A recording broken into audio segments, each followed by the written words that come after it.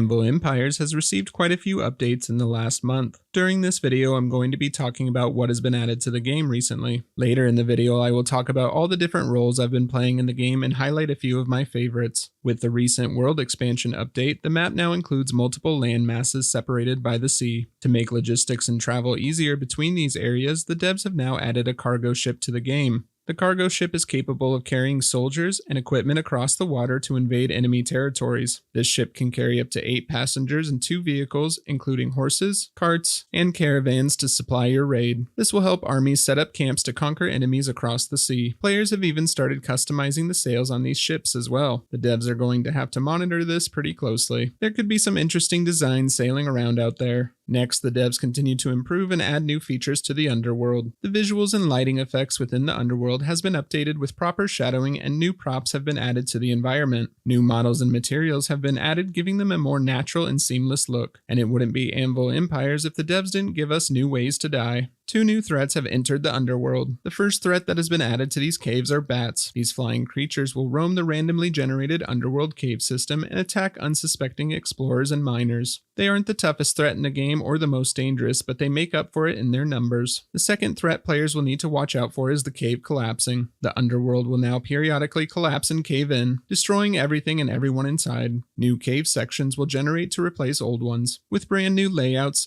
mines, and enemies. This will keep things fresh throughout a war. The next part of the update is for those that like to stay above ground and are maybe a little less adventurous. Forts have now been extended to homesteads. All of these structures can now be connected as one. The art concept shown in these pictures is what the devs want the long-term vision for homesteads to be. The goal is to have custom houses for beds, storage, cooking, as well as workshop structures for industrial processes like smithing. If players want both housing areas and workshop areas, they can now be attached directly. The devs have an ongoing goal to migrate productions like smithing and other production structures to the homesteads, so players can build their workshops close to where they live. This will help get rid of equipment that is currently scattered all over the place. According to the devs, building this new system was no easy task. Some new design problems had to be solved to make all of this work. There needed to be a way to route power from external sources like water wheels, animal mills, and windmills to the interior of the homesteads. To solve this, the devs created a special wall to help route power and water into the houses. I'm excited to test all of these changes with production during the next pre-alpha playtest. Another addition to homesteads was the keystone structure. Players can now interact with the keystone to manage the homestead's supplies and resources. I'm excited to go on raids in the future and find this loot after pillaging a small village. And those are all the new additions that have been developed for Anvil Empires just recently. Now let's talk about some of my favorite roles to play in this game so far. When I first started playing, I really loved playing as a simple gatherer, going out and gathering wood, stone, and food. We would set up small operations to gather wood so that we could build up our settlement quickly and build walls to protect us from enemies. Some of us would go out and hunt the wildlife while others were chopping the wood. In Anvil Empires, you need to eat to survive. We would bring back various meats or plants and we would have our dedicated cooks make us food. This food not only kept us from dying, but also gave us stamina buffs to complete other tasks. Once we had the essentials such as housing and food, we started gathering all sorts of stones and hard metals to start crafting weapons. Becoming a blacksmith and supplying your allies with armor and swords filled up my logistics cup. We were able to explore cave systems and bring back different kinds of metals to craft these weapons. Eventually, we became more advanced and started using our production structures to produce these items for us. One thing I love about Anvil Empires so far is how intricate the production system is. There are many ways to build your production line and many ways to generate power. I'm very excited to see how the system evolves with every new update.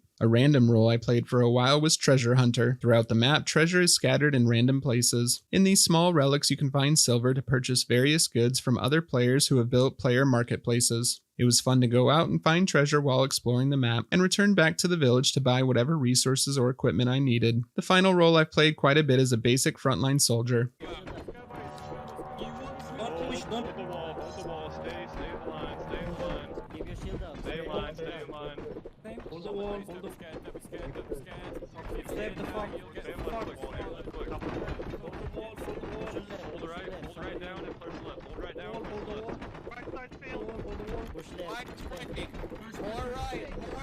I must admit that this is still probably my least favorite role to play. Combat for me is still pretty boring and there's not much strategy involved yet. I loved the addition of catapults from the last update though. This added a bit more depth when it came to attacking enemy castles and settlements. Those are just a few roles that I got to explore during the last couple of pre-alpha playtests. I hope to explore other roles like fishing, animal breeding, and farming a bit more in future tests. I've had quite a few people comment on my Anvil videos and say that they think this game looks awful and boring, and I just want to remind everyone that this game is still in pre-alpha. This is before an alpha test, which is before a beta test, which is before a 1.0 test. I have over 100 hours in the pre-alpha test, and I can see that this game still has a long way to go. I would guess we are at least 1 to 2 years away from being near any sort of beta test or any kind of pre-1.0 gameplay. The devs add and get rid of a lot of mechanics every month, and we are constantly testing things and giving our feedback on what we like and what we don't like about the game. If you would like to test the game for yourself, make sure to join the official Anvil Empires Discord. I will make sure to leave a link in the description below. What are some of the updates you like seeing during this video? What do you want added to Anvil Empires next? Also, what role would you take on in Anvil? What role would you like to see added next? Let me know in the comments. Thank you all so much for watching and for your support. Make sure to subscribe for more Anvil Empires content. I'll see you out on the battlefield. Cheers.